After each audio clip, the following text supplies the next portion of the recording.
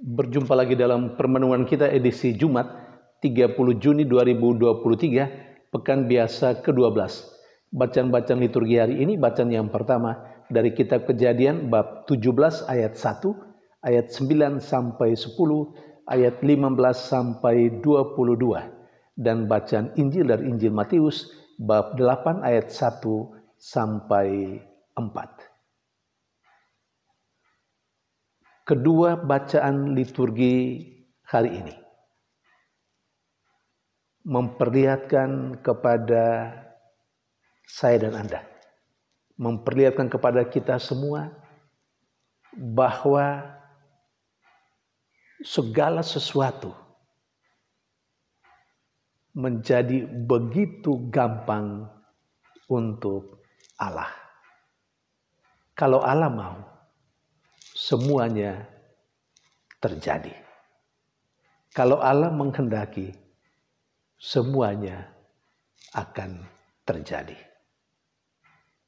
Hal ini dialami baik oleh seorang kusta dalam bacaan Injil hari ini, maupun juga oleh Abraham dan Sarah.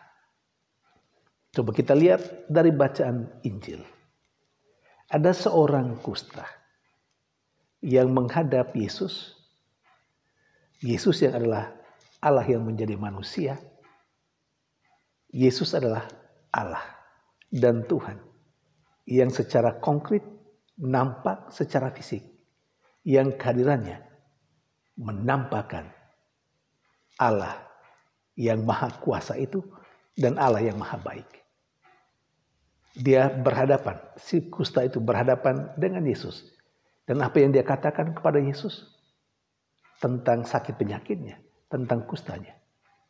Dia berkata, jika Tuhan mau, Tuhan dapat menyembuhkan aku.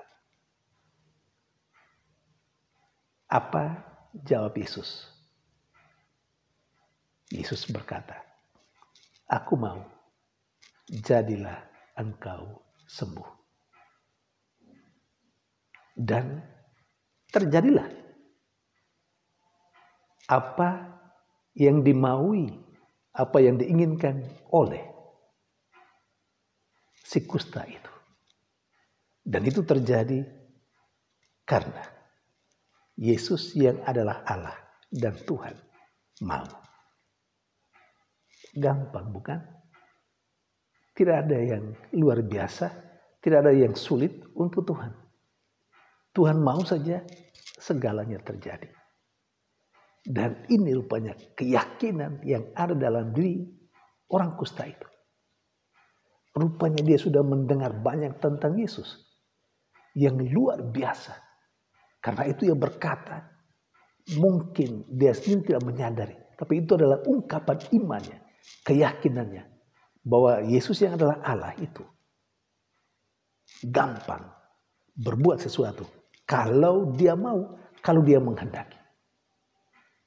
Dan sekali lagi, Yesus mau melakukan apa yang diminta oleh si kusta. Dan memang si kusta akhirnya mengalami kesembuhan. Saudari dan saudara yang terkasih, sementara dalam bacaan yang pertama, lagi-lagi memberikan gambaran kepada kita. Untuk Allah, kalau dia mau, semuanya bisa terjadi. Dan itu dialami oleh Abraham dan Sarah. Mereka tidak punya anak. Dan umur mereka sudah uzur. Diceritakan dalam bacaan pertama, umur Abraham sendiri 99 tahun.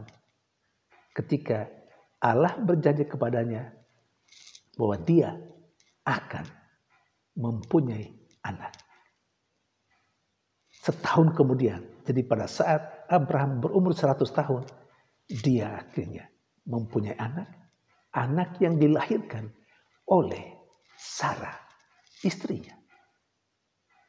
Dengan cara yang luar biasa.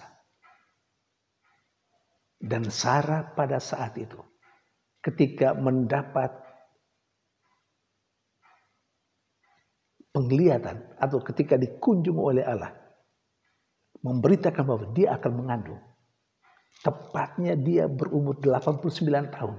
Dan ketika dia melahirkan, Sarah berumur 90 tahun. Karena itu Abraham berkata juga dalam bacaan pertama hari ini, mungkinkah dari seorang yang berumur 100 tahun akan ada anak? Dari seorang yang berumur 90 tahun. Karena pada saat Sarah melahirkan, Sarah tepat berumur 90 tahun akan ada punya anak. Memang secara manusiawi tidak mungkin lah. Sudah sangat uzur. Secara medis pun tidak mungkin. Tapi sekali lagi dalam hal ini, kalau Allah mau, semuanya bisa terjadi. Kalau Allah menginginkan, semuanya bisa terjadi. Tidak ada yang sulit untuk Allah. Saudari dan saudara yang terkasih. Poin lain dalam bacaan yang pertama hari ini, Allah bersabda kepada Abraham dan mengajak dia untuk hidup tanpa celah di hadapan Allah. Dan yang kedua, Allah menghendaki supaya Abraham setia melakukan perjanjian.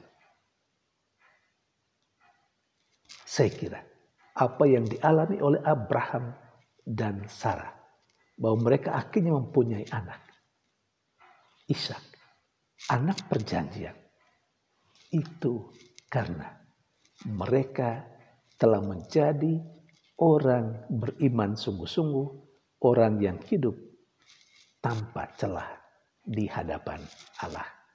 Karena itu Allah memberkati mereka. Dan memberkati mereka dengan memberikan kepada mereka seorang anak. Hal yang sangat mereka dambakan dalam kehidupannya. Dan tidak hanya itu, anak yang dilahirkan, anak perjanjian itu, Ishak itu, lalu kemudian mempunyai keturunan yang begitu banyak. Dan ini semua sekali lagi karena Abraham dan Sarah telah menjalani hidup tanpa celah di hadapan Allah. Sesuai dengan apa yang diharapkan oleh Allah. Maka mereka menjadi keluarga suami istri yang terberkati. Saudari dan saudara yang terkasih. Pada sisi lain, Allah menghendaki supaya Abraham dan juga kemudian anak dan segala keturunannya harus berpegang teguh pada perjanjian dengan Allah. Apa bentuk perjanjian dengan Allah? Menurut bacaan pertama hari ini, bentuk perjanjiannya adalah supaya setiap anak laki-laki harus disunat. Mungkin karena itulah, maka Yesus pun sebagai orang Yahudi, keturunan dari sana, juga disunat. Poin yang lain yang juga menurut hemat saya sangat penting dalam kehidupan berkomunitas, dalam kehidupan bermasyarakat, terutama dalam menjalin hubungan yang baik antar agama. Yahudi, Kristen, antar Protestan atau Katolik dengan Islam. Mengapa? Dalam bacaan yang pertama hari ini juga ditegaskan atau diberi gambaran sedikit mengenai Ismail. Itu keluar dari kerinduan Abraham sendiri. Dia berkata kepada Allah, karena secara manusiawi dia berpikir tidak mungkinlah dia sudah tua masih mempunyai anak. Dan anak satu-satunya dari selirnya, dari hambanya, Hagar, yakni Ismail. Memang Ismail diusir Abraham atas permintaan Sarah karena kesombongan Hagar. Tetapi jangan lupa, itu juga adalah anak Abraham.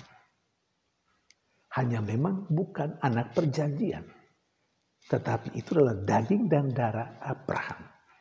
Karena itu Allah juga berkata dalam bacaan pertama hari ini, bahwa Ismail dan keturunannya juga akan diberkati oleh Allah dan menjadi bangsa yang besar. Dan memang kenyataan seperti itu sampai saat ini.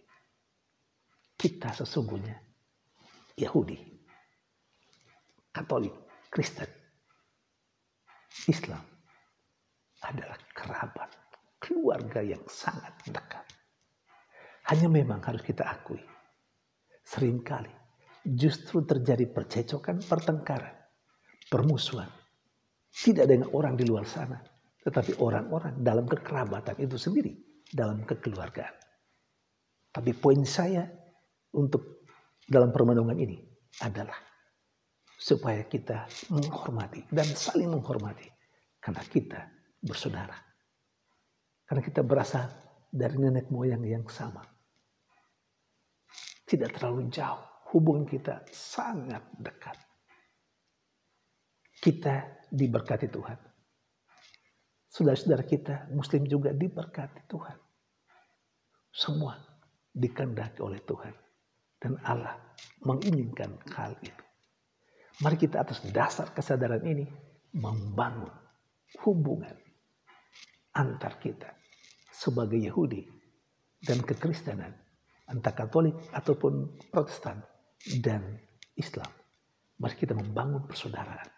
Atas dasar ini Allah menghendaki dan Allah mau, baik keturunan anak perjanjian dari Ishak maupun keturunan dari Ismail, kita semua berasal dari Abraham. Kita semua berasal dari Allah.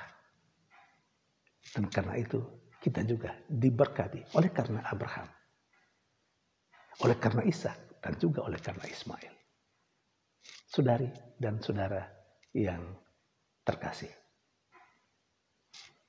Hal lain, hal yang menjadi pesan untuk kita.